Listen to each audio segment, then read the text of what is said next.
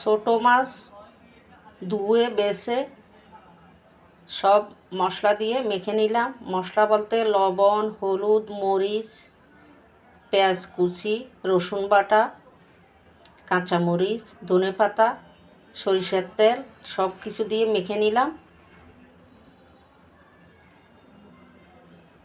এদিকে একদম কচি কুমড়ো পাতা ধুয়ে নিলাম। কুমড়ো পাতাগুলো একদম ছনছনে হয়, শক্ত শক্ত, তাই একদম কচি ডগারগুলো নিলাম। আজকে কুমড়ো পাতায় ছোটো মাছের বড়া বানাবো।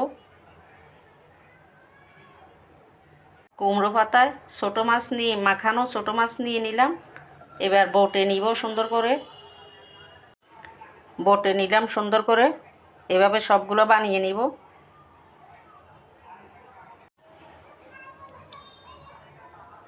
দুটো বটে আপনাদেরকে দেখাচ্ছি।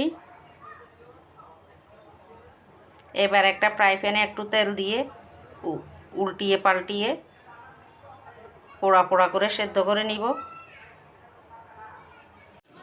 ফ্রাই প্যানে সামান্য তেল গরম করে দিয়ে দিলাম।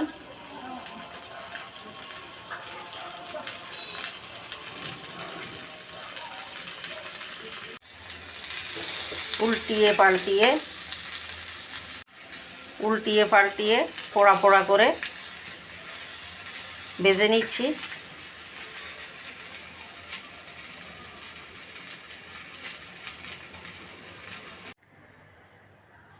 এগুলোকে কেউ বড়া বলে, আবার কেউ কুমড়ো পাতায় ছোটো মাছের পাতুরি বলে। যাই হোক, যে যাই বলুক,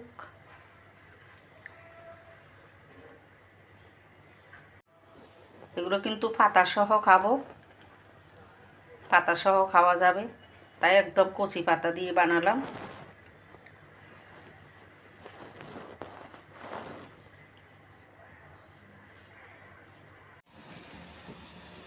জিরে গুঁড়ো আর কাঁচামরিচ দিয়ে কাঁচা পেঁপে ভাজি করলাম। ভাত, রুটি, পরোটা সব কিছু দিয়ে খাওয়া যাবে।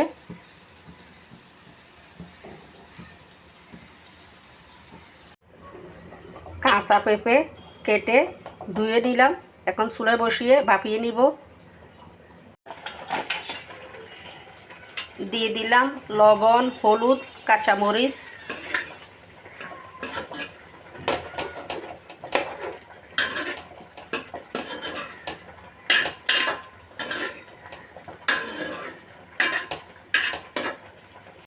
এদিকে পেঁপেতে ফোড়ন দেওয়ার জন্য পেঁয়াজ আর রসুন ভেজে নিচ্ছি।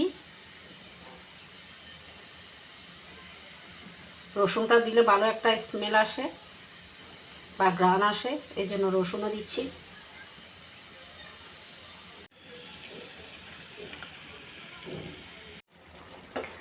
নেড়ে চেড়ে আর একটু সেদ্ধ করব।